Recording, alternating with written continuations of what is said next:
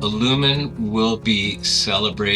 is celebrating next year the 30th anniversary of the first Yeah. MROPs that you did in 1996.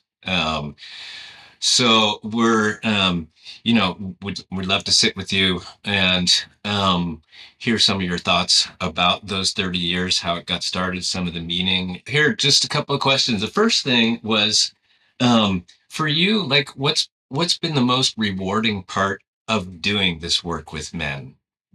Well, the easy but true answer is the tremendous warm gratitude men constantly express in email and letter and personal greeting. It's so sincere that I know God touched them somehow. They wouldn't be so long lasting. That's it in a word right there. And that kind of moves to another thing that at Illumin, and we've been so since 2012 formally as Illumin, but years before that, doing this work. The men so relish and cherish that time that we spend with each other. And I wanted to ask you, what do you think is happening there? Why is it that we're so attracted to and enamored of that time in a protected space with each other? Hmm. Spiritual energy is communicated face to face. I think we at least occasionally need the brothers to assure us we're not crazy. The word that's used so often is fun. It's not work, it's fun, even though it's work too. And that makes me very happy that men are so gratified to rub off on one another, to be rubbed off on.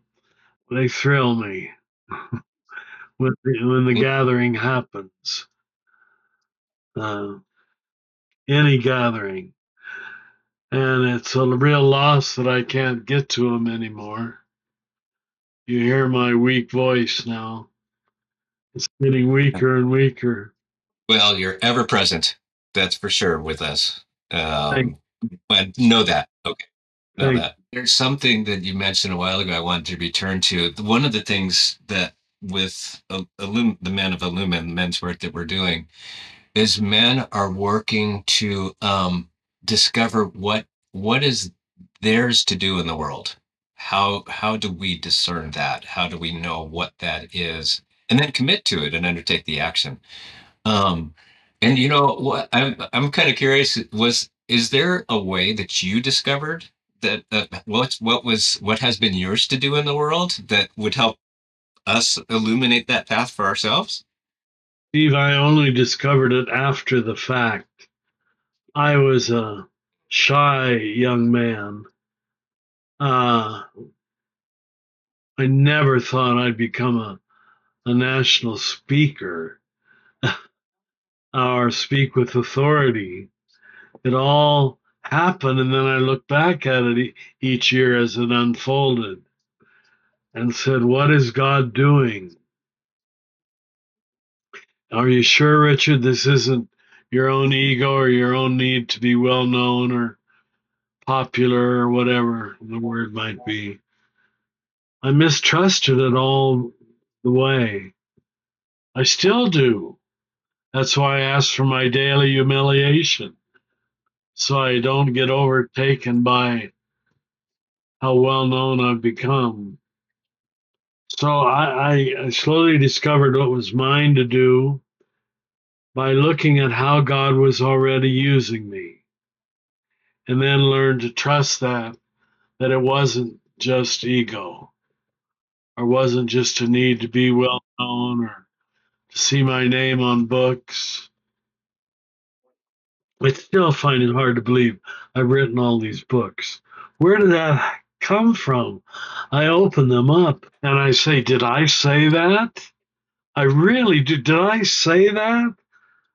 I guess I did. but I've forgotten most of what I said. And then I'm edified by by how sometimes I still agree with it, but I've forgotten that I said it. That's when you know you've been used. Used, really. Yeah. Yeah. It wasn't your idea. It wasn't my idea fully spoken. Yeah. So you just launched in or took a bold or semi-bold step just to respond the best way you knew right then, and then as and then resulting from that, you look back and kind of discern from taking that step what this path looks like, huh? That's a very fair way to say it. Yes. I was always catching up with God, what God was doing in me on the unconscious level, the pre-rational level, the intuitive level. I don't know which word is best. And then I'd do it and I'd see fruit in the lives of people, that it seemed to change people, speak to people. And so I do it more. There it is. Okay. It, Constant path of discovery. Yeah. well, I the, your encouragement here is something that we'll share not only here in the United States and also in so many other countries that your work is moving forward. There's Australia, Latvia, you know, UK, Ireland. I hope I'm not going to forget some in Italy, Poland, Austria. Did I mention Poland just their Poland? first MROP, Yeah, yeah. And they're so Catholic, and they used to consider me a heretic.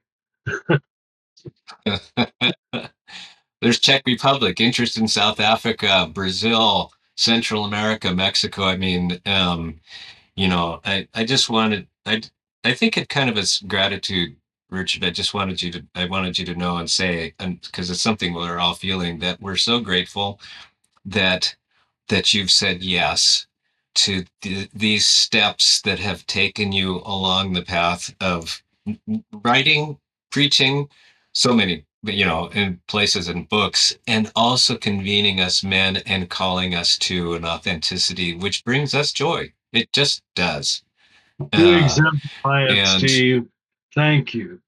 it's beautiful. So there's a lot in motion, Richard, and we're grateful for that. We know where it comes from, and we celebrate that with you. And do you is there? And I would ask we would ask your blessing for our work and our efforts. Sure, of course. Why wouldn't I? Good God, look upon your good men who don't know how good they are, but think too often they're bad. Let them know that your Father energy is their energy too. Let them know the height and the length and the depth of God's generosity. God is not stingy with anything good. God is not stingy with worthiness, with grace, with forgiveness, with manhood. I thank you for giving us men like Steve and Terry earlier. May we do this work with the short lives that we have. Amen. And thank you.